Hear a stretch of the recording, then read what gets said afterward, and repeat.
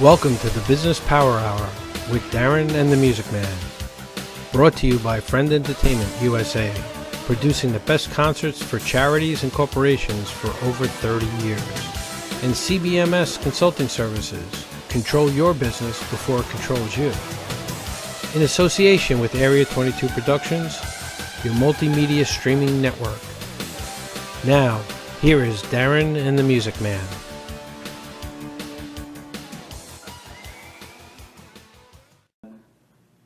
Good evening, everybody, and welcome to another exciting episode. I said exciting. Exciting episode of the Business Power Hour with Darren and the Music Man, and the Music Man shall be I. For tonight, anyway, Norman Wasserman of Friend Entertainment USA, and sitting over here, this gentleman to my right, who's wearing the same jacket as I am this evening. Well, I want to be just like him. It would be Darren. Darren Sayafi. And I just want to say good evening, everybody. Darren Sayafi, CBMS Consulting Services. When you said exciting, you almost jumped out of your chair. I was excited. I'm telling you, you're very excited. I'm excited. We have a great guest. We'll get to the guest, though, in just a second, because this guest is going to turn us on. That's good. That's good. By the way, I worked on that one all week. Okay, so, I did. We're going to get this one thing over with and done now. Right. For the last couple of weeks, and so Darren has joined us, I guess, the last 7-8 weeks. We've been doing this thing. This is week 10. Is it 10? This is week 10. Anyway, we've been playing with the weather, because prior to him joining us, those of you that watch every week, you know that I told everybody it's rain, snow, sleets, whatever it may be. But since he's joined us, we've had nothing but beautiful weather. So now I'm stuck with him unless I want it to rain, sleet, or snow. So this is how we're going to be. So that's it. So again, welcome to you. Right. I'm not going to mention the weather anymore. I'm not going to wait. We're going to talk about our hot guest. Right. We're going to talk about our hot guest. Right. Well, actually, our guest can actually make it cooler for you. He can make it cooler right? for you, too. He can make it cooler. He can save you a lot of money also. Save you a lot of money in a lot of different ways. But when the world could make you cooler, save you a lot of money, turn you on, and just make life pleasurable. I'll give you a hint. Maybe they can help these guys, because when they turn the lights on here, these lights are hot. We roast. Thank God the air conditioning is on this. We're toasting in here. By the way, in New York, it's a beautiful day. It's 77 degrees, and now we're ready for the Business Power Hour with our guest, Mr. Jay Ryan. Jay. Hey, welcome. Welcome. Thank you. Thanks. I'm glad for you to be here. Glad that you found this place hidden away in the industrial park out here in Plainview. But we did. But welcome to the Business Power Hour. And Jay, you're the president of Kilfinane Energy Consultants. Am I saying it right? Kilfinane. Excuse me. Kilfinane. Yeah. Okay. Kilfinane. Is that a Gaelic name? It is. It's the name of the town in Ireland where my father's father was from. Okay. And when I looked for a corporate name, everything with Ryan and Huntington and Manhasset was taken. So I went a step further. I gotcha. Well, Ryan's a very common name. Yes. Right? Am I the only one that has mispronounced it? You would have been the first person to pronounce it right. Right. Okay, good. I'm not dead. I'm right on target. You're getting better. I worked for a company in the middle of the 90s named Arnhold and Bleisroeder. And who and what? Arnhold and Bleisroeder. Well, before we get there, right? So tell us, what is the company? Okay, Kilfinane, right? Kilfinane. Kilfinane Energy Consultants. Correct. All right. What do you do? Okay, so what we do is we try to help any non-residential building owner or user who pays an electric bill cut costs and improve their bottom line. Okay, and how do you do that? We do that in a number of ways. We try to help people cut costs through installation, through chillers, boilers. We do it we have joint venture partners for solar. Right. But right now, by far the low-hanging fruit, what I spend 95% of my time on is LED lighting. LED lighting, which would not be as hot as these lights that we have in here. No, it would be a lot cooler. A lot cooler, right? A lot yeah. cooler than that. So, Steve, we got to work on that. Okay? I just bought. I don't have a home anymore. I've had my 4 or 5 homes, and now I had enough. And I live now in an apartment, and I had some bulbs in my office that went out, and I went and I bought some new LED. Absolutely what you're saying. It's cooler. It's brighter. They're long-lasting. They are more expensive, but worth every penny of it, and you'll get to explain that, to us in a little while. Right. But how did you get started in your career? Tell us a little bit about where you went to school, what you did. Well, I went to college at Harvard College, where I majored in history, which was extremely practical. But you didn't have any choice. It was a liberal arts college. It was practical for what reason? No, it was not practical. It was not practical. Okay, I missed the word "not." Yeah. Okay. No, history is not. People aren't clamoring. Unless you're going to be of a certain profession. Of course, if you're going to go into being a professor or something, it's Or an attorney.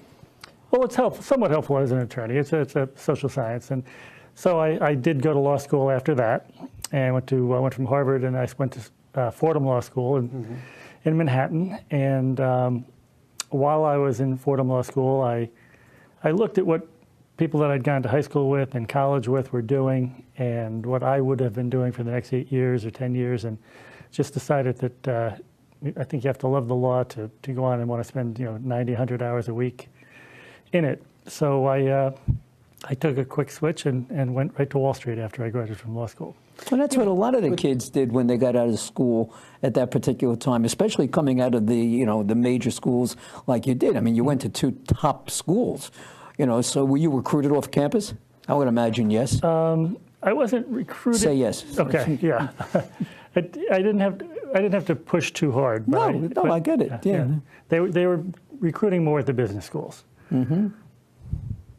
So now you finished law school. You decide you're going to go to Wall Street.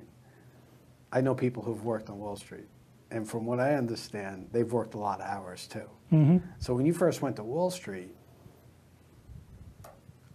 I'm going to ask that question because I know you probably put a lot of hours in the beginning, and like any other profession. Were you turning cards, or were you a financial analyst? Did you have an analytic position? What did you do? I was in a hybrid position, which was institutional or research sales. So I was kind of like a stockbroker, but my clients were not Lawyer Smith or Dr. Jones. They were the mutual funds, the hedge funds, banks. As time went by, it became predominantly hedge funds. And what I did, we had analysts who did all the real primary research. And we had traders who actually transacted the trades with the buy-side institutions. And my job was to kind of translate what the analysts came up with and sell it to the portfolio managers and the analysts. And to the traders so they can go and they could do what they got to do. And you did that for a number of years, right? For almost 30. Almost 30 years, so you did that. So how did you transition from... Why did you transition? Why did you transition? I mean, I'm sure you were making a good dollar there. Well, there was a push and a pull. What I did was a great living for a long period of time. But the exact job that I did started to become less lucrative and less necessary starting in the late 90s due to regulatory changes and technological changes.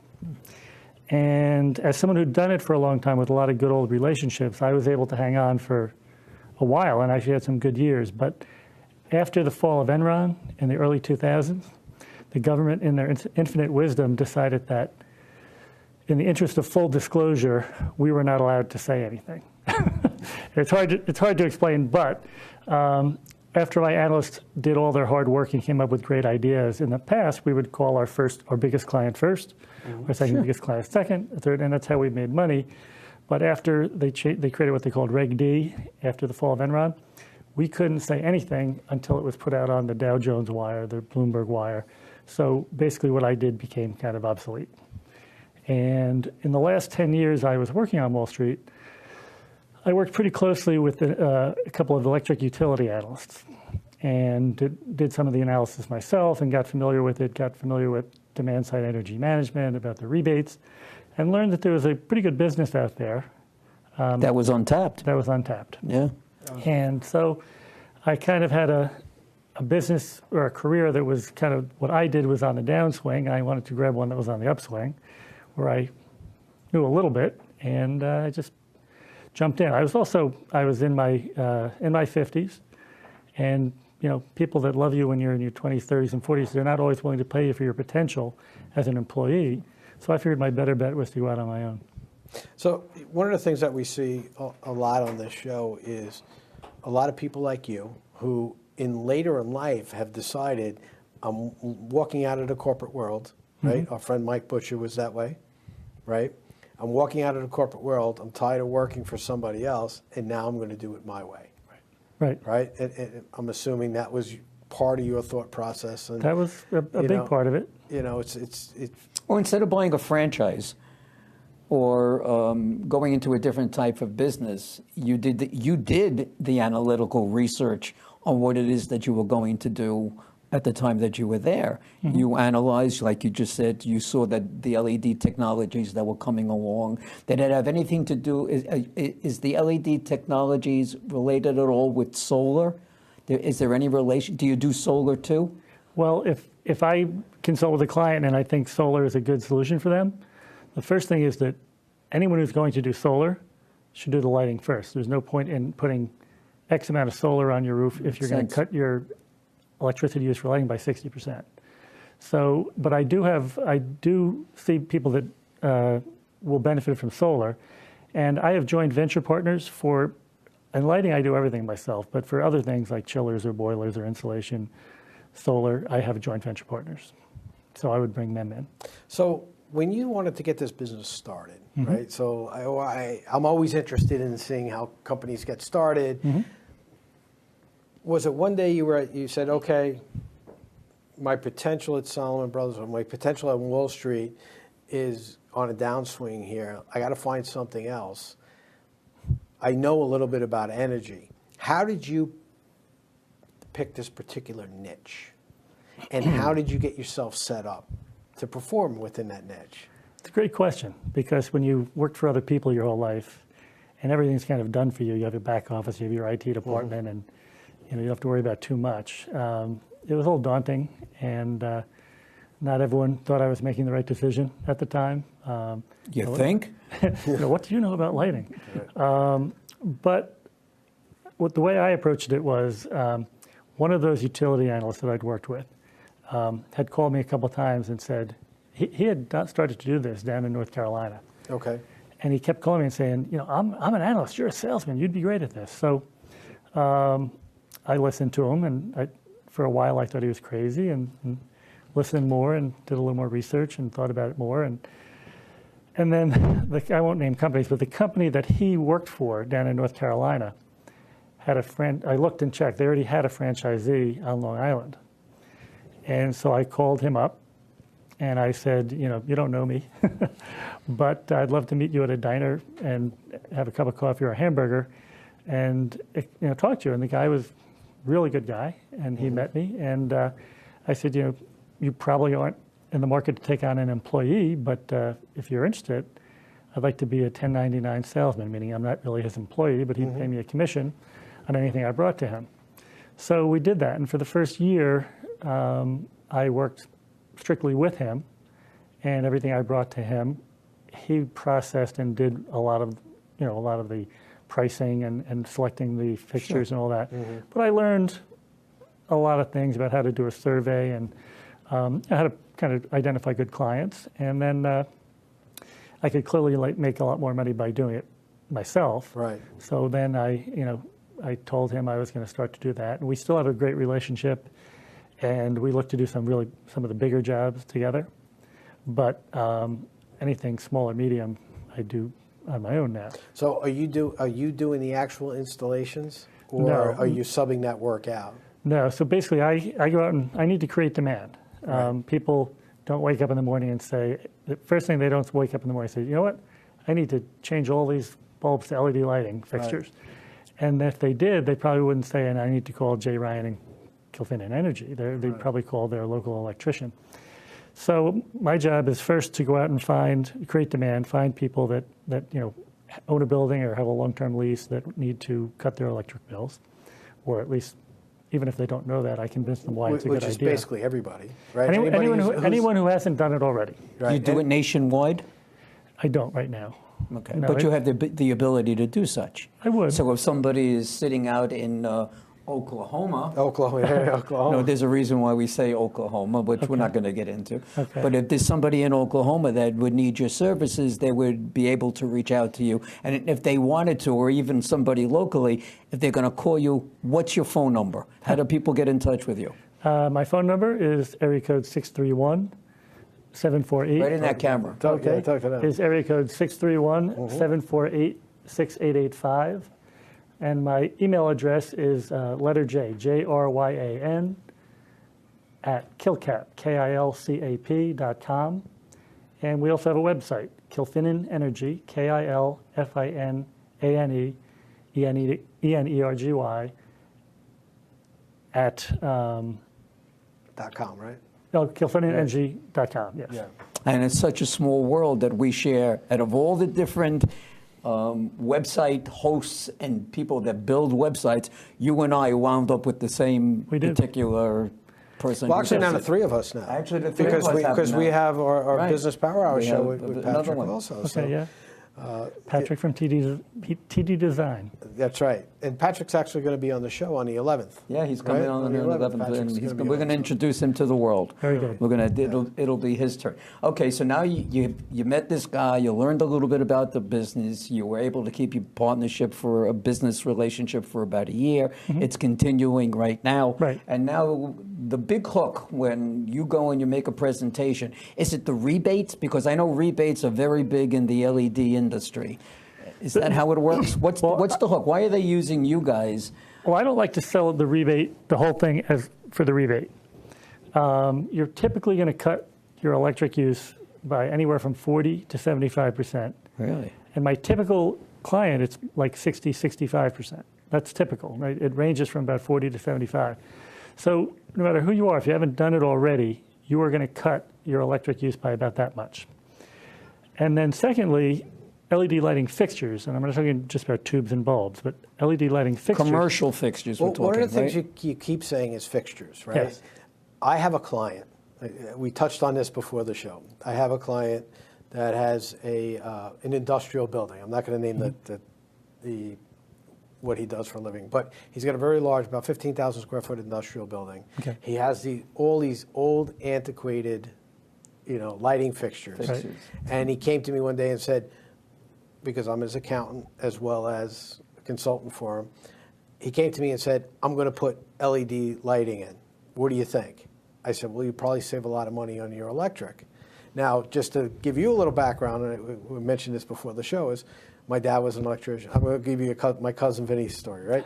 My dad was an electrician. cousin Vinny? I got a cousin Vinny. Oh, really? So, Boy, that's good for me now. Yeah, I you can got- use that. Go ahead. So my dad was an electrician, my brother's an electrician, my uncles were electricians, right? So I come from a family of electricians. I also have clients that are electricians, my brother being one of them. So he said, do you know an electrician that can help me? I said, yeah, sure. So I called one of my clients. He came down, walked the building, and he said the same thing. The guy goes, well, a friend of mine told me if I just change the bulbs, I'm going to save a ton of money. And the electrician said to him, you're not. At Right. the end of the day, you're not. You really need to change the fixtures out in order to do that. Why?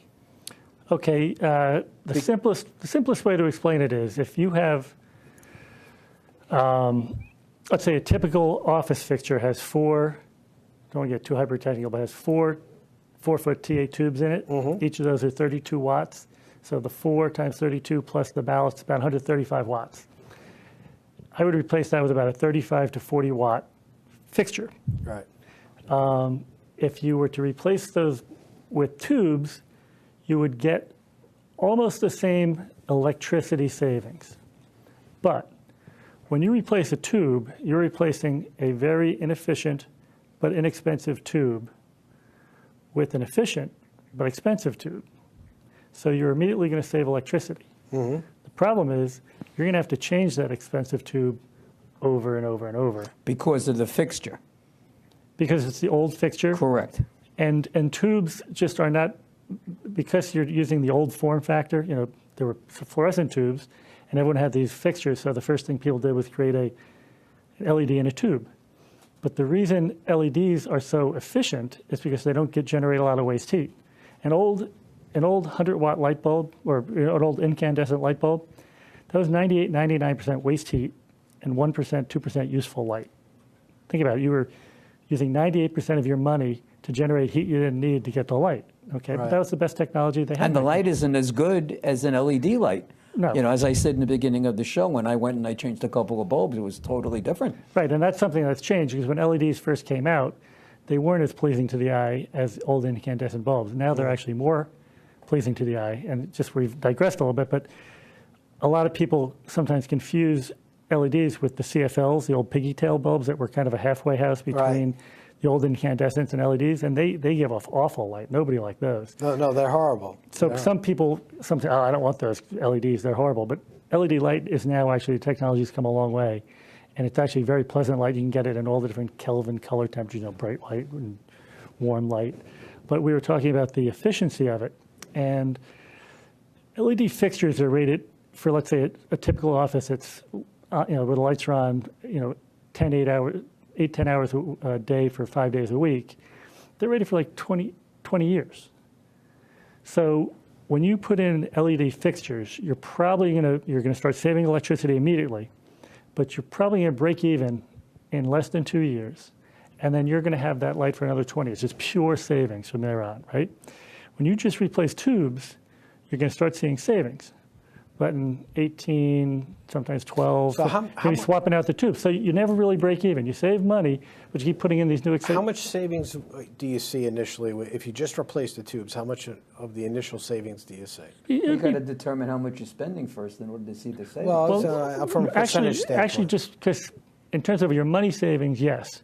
But in terms of your electricity savings, well, that's money.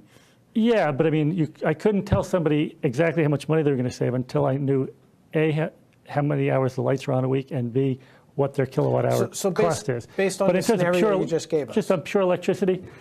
So replacing your tubes, if you bought really, really good quality LED tubes, because there's some really cheap junk that comes in from China, if you put really good quality stuff in there, you'd probably save comparable on the bulbs, on the pure electricity that's generating light. Right. You'd still have ballasts, or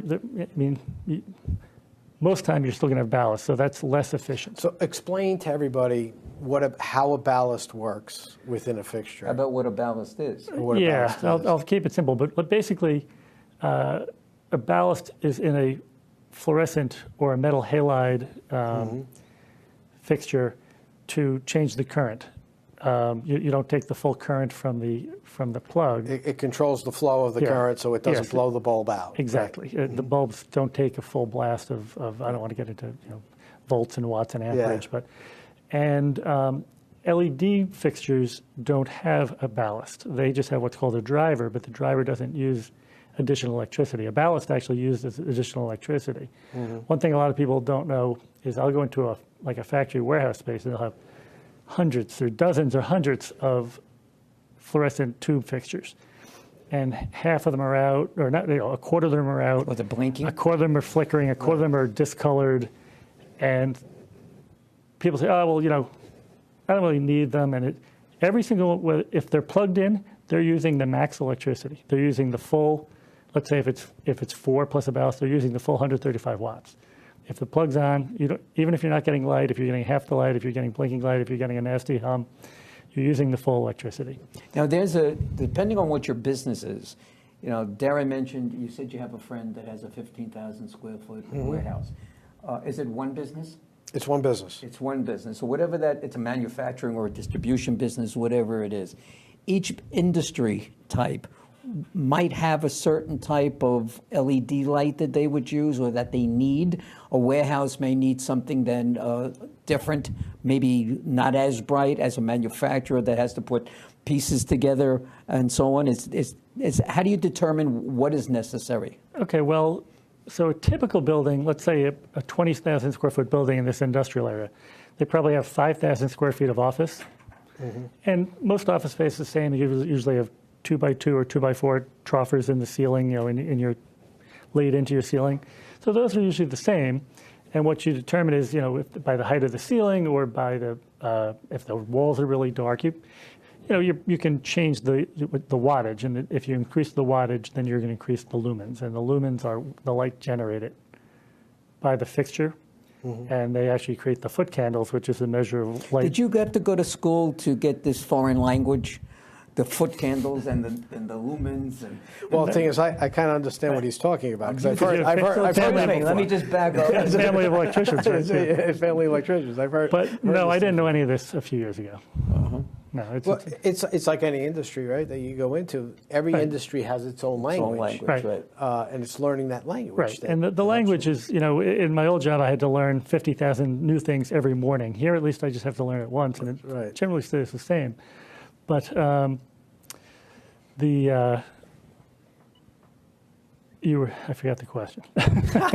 You were talking about a 20,000 square foot office space. So 5,000 office. Then it gets a little more variable when you go into warehouse manufacturing space. It's usually a higher ceiling. There are lights called high bays, lights called low bays, and they're just typical wrap fixtures. And we do photometrics. I literally. What does that mean? So what is photometrics? There's a Illuminating Engineering Society, and they have all these standards and measures, and they've kind of done a lot of the work for us laymen. But basically, photometrics, you find out what's the ceiling height, what's the size of the room. It's like work done at the ground level, is work done at a 36-inch desk, and you take all this you have a light meter, and you say, okay, are you happy with your light? So if they're 36 inches in a manufacturer, they're going to want more foot candles. Foot candles is the light that actually gets to the surface you're working on, as opposed to lumens, which is what's generated up there or over there. And so you take all this information and you put it into a computer program, like anything else today. So I don't have to have a slide rule out and do all the calculations. So really what it is, it's a formula to say, these are the fixtures that you should be putting into this place. Right. And then there are guidelines from, for instance, on Long Island from PSEG or in the city from Con Ed about types of fixtures that are favored, which will get better rebates. Do you have relationships with Con Ed and PSE&G and such where you can help a consumer purchase? Yes. For Con Ed, I forget the name of it. It's like I'm a preferred partner or something like that. But for PSEG, they changed the program a couple of years ago because there's some bad actors out there that were ripping people off. So they created something called the Preferred Energy Partner. And you had to take a test, and you had to prove you had insurance, and you had to prove you had a recycling contract. And once you have this, you get to know the people there. I have generally got to know a lot of people. Okay, so you mentioned you had to have a recycling contract. Talk to us about the purpose of the recycling contract. Okay, well, it's really clear. So I don't have to recycle the metal frames. I have to recycle the bulbs and the tubes if they're fluorescent or if they're metal halide. Okay. Not if they're old incandescents, but I don't replace that many old incandescents in an office setting. And the reason is fluorescent and metal halide lights contain lead, they contain PCBs, and they contain mercury. So, you see these things, you see labels on bulbs and things like that, don't throw this in the garbage. Right. But people still do it. Right. And the reason why they shouldn't do it, especially if they care about the environment, which we all do, right?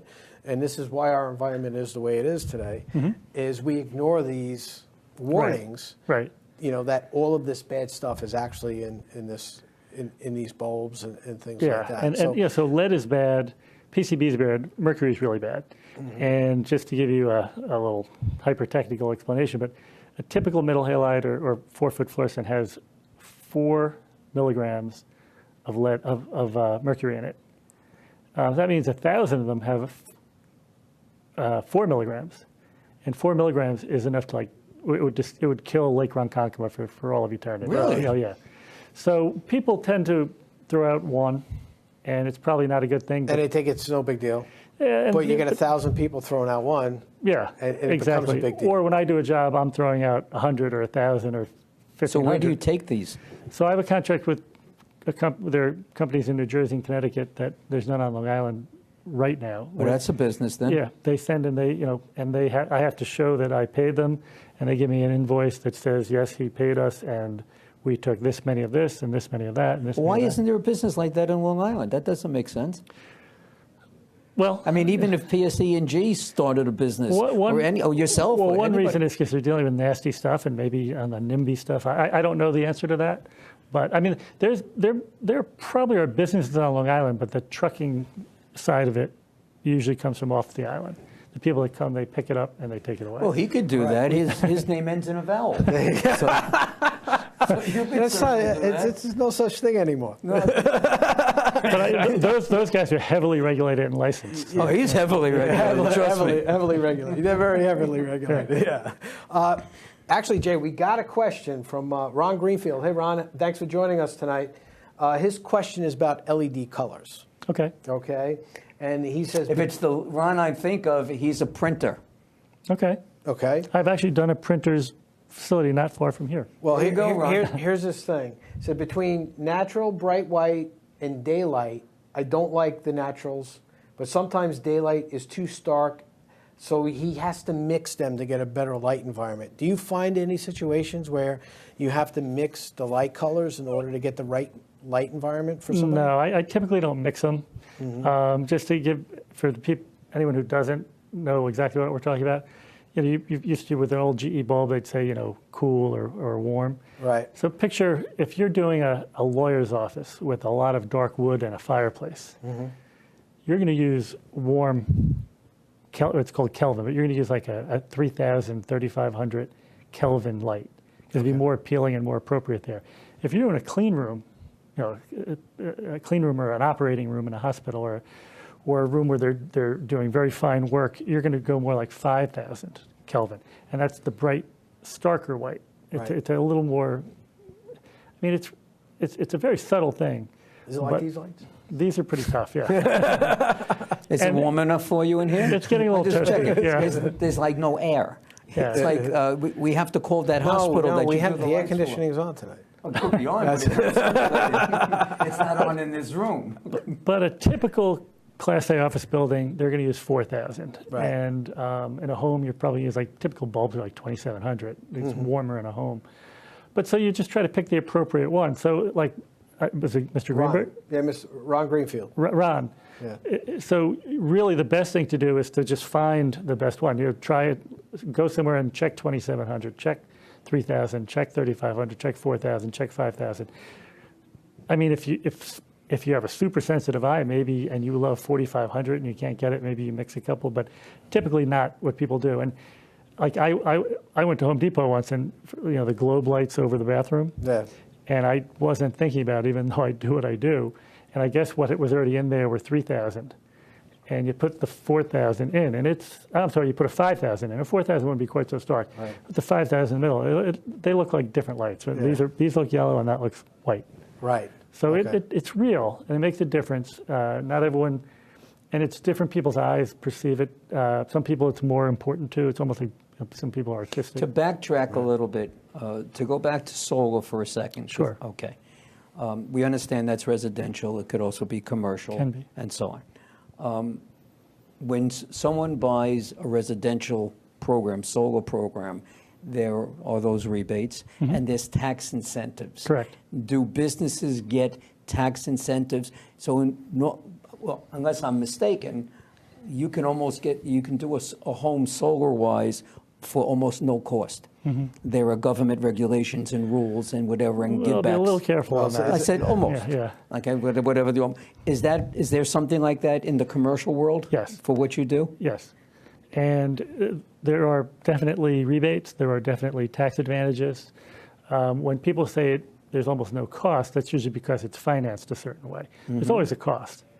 Somebody's got to pay for it, right? Yeah. Really? So if somebody comes to you and says, "Hey, I'm going to give you something," we know, and there's a rebate involved, that means we're paying for it. We're just paying it through our taxes. Yes, somebody, and well, that's a good thing to bring up, because people say, why does the electric company who makes money selling me electricity, why would they give me a rebate? Get out of here, you're full of it. Because the government's And the reason is, one, because, for instance, on Long Island, it's almost impossible to build a new power plant.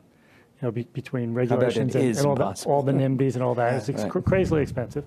So with more and more things being built and people, they need to cut electric use. And they're incented by the Public Service Commission. They're allowed a rate of return. And so it's in their interest to actually get people to use less electricity, especially like during peak hours. Well, and that goes to a lot of one of the things that I teach with my consulting thing is sometimes too much business is no good if it's not the right business, and you can't support it. If you have a ton of business there, but you can't service that business, that's actually bad, not good. And that's the situation you're talking about. I mean, part of their charge from the Public Service Commission is they have to always have enough electricity ready to go that would be used on the peak day of the hottest day in July, when everyone has their air conditioners on. So for a lot of the time, those sit fallow, but they have to have it. So they don't want to, if everybody keeps putting in more inefficient stuff, they're going to have to build more plants, and that is very bad business for them. Or they're going to have to somehow import the energy, Correct. however they're going to... Which they'd have to pay for on the open market, and they would have to buy it at the peak time. Needless to say, which is the most expensive time. And the other thing is, when they build, everyone's going to renewables right now, but because of that, so like Governor Cuomo said, he wants New York State power companies to be 50% renewable by 2030. Wonderful thought, and I won't get into how feasible it is, but what a lot of people don't understand is, there's still, with all the great technology, there's still no great way to store electricity, no cost-efficient way.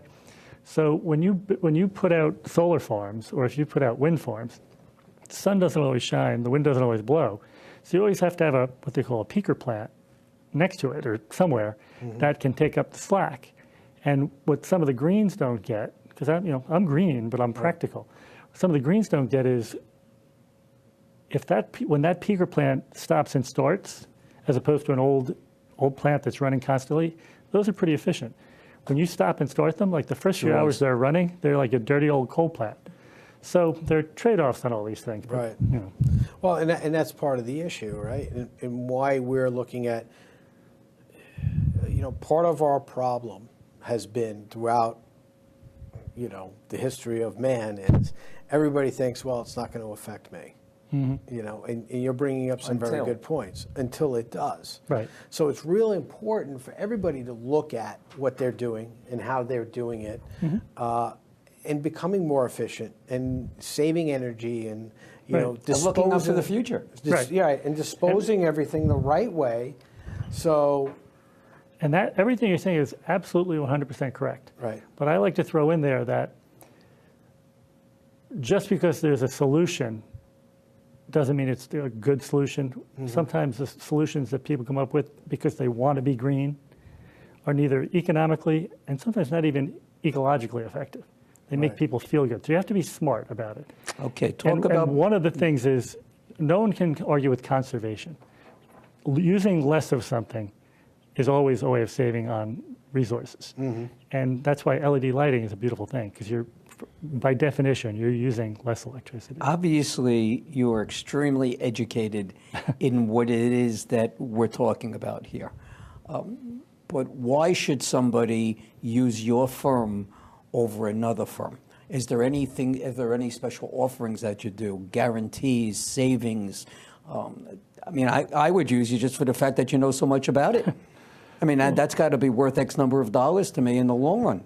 Well, the answer is a few answers. One is I do have a good combination of the financial, regulatory, and industry knowledge. A lot of my competitors may be lacking a little bit on the financial and the regulatory side.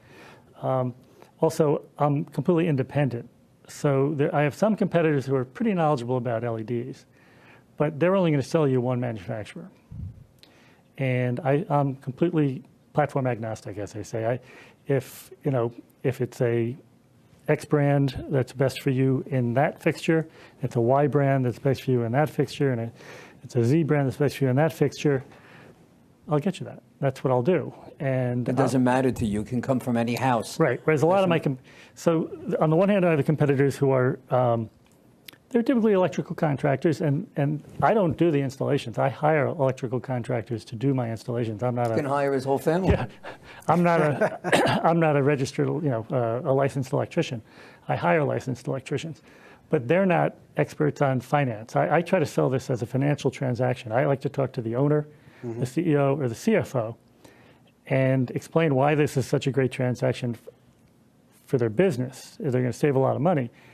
And then I point out, and by the way, at the end of the day, you're going to have cleaner, brighter, healthier, greener lighting. That creates a better environment for your workers, your customers, and all that. But so I'd say it's kind of the combination of financial, regulatory, and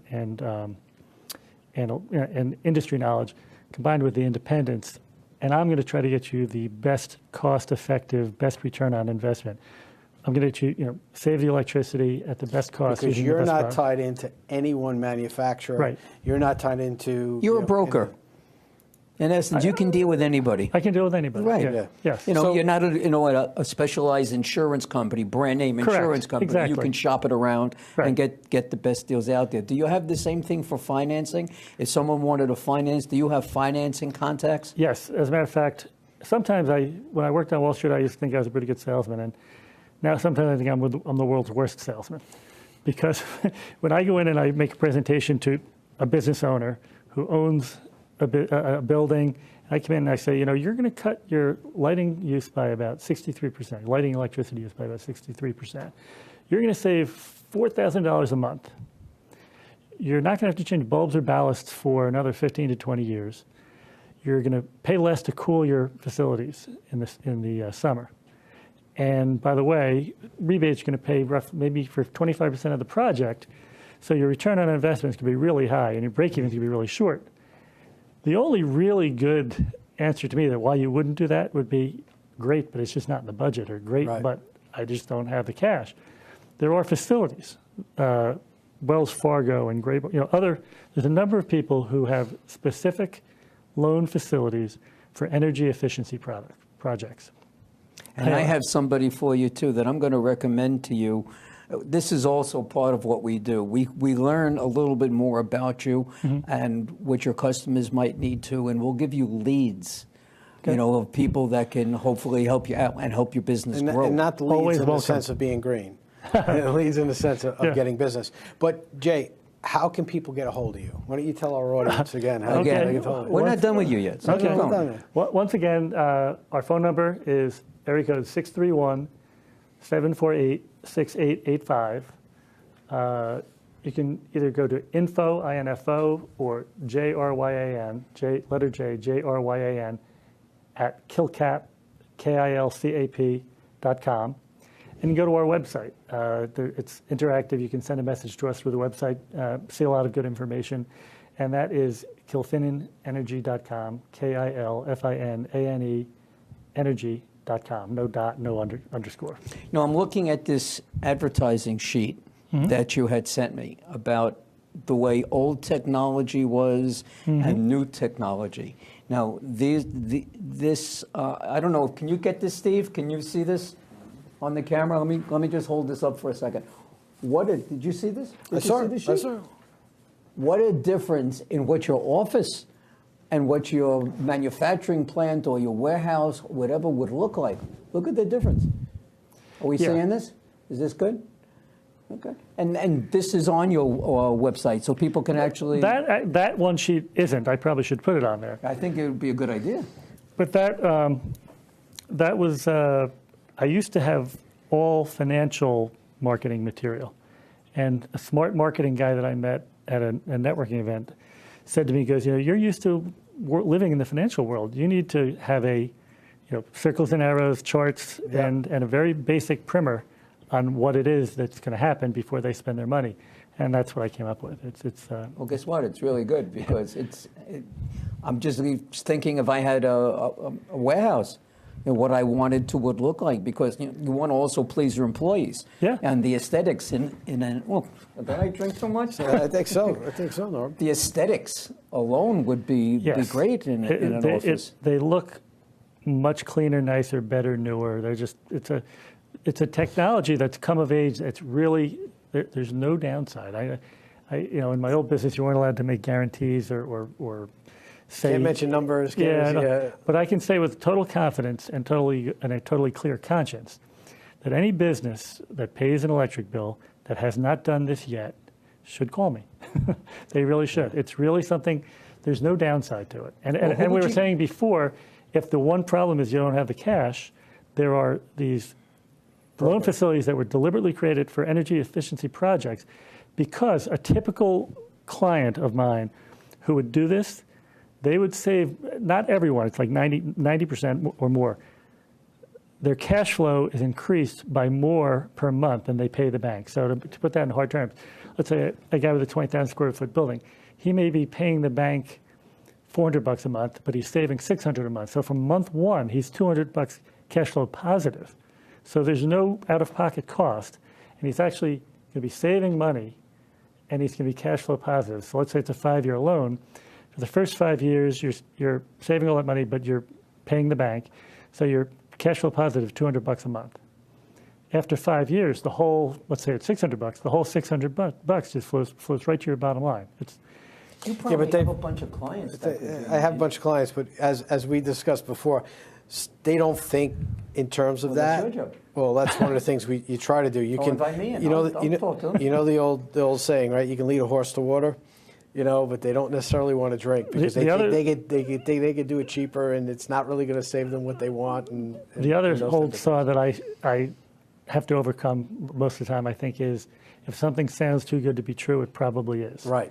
And I just think a lot of people say, there's got to be a catch. It was actually the same client with the same building.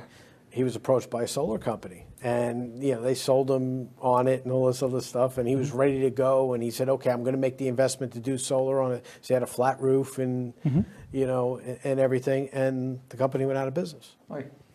So it was like he was all set up, ready to go, ready to sign. Have him call me. I'll plug him into this. Well, I think I'm going to give him your name and say, there are actually, like in any business, but I don't want to get myself in trouble here, but I think solar is one of the ones that's a little more. There's some more used car salesmen in the solar industry. Right.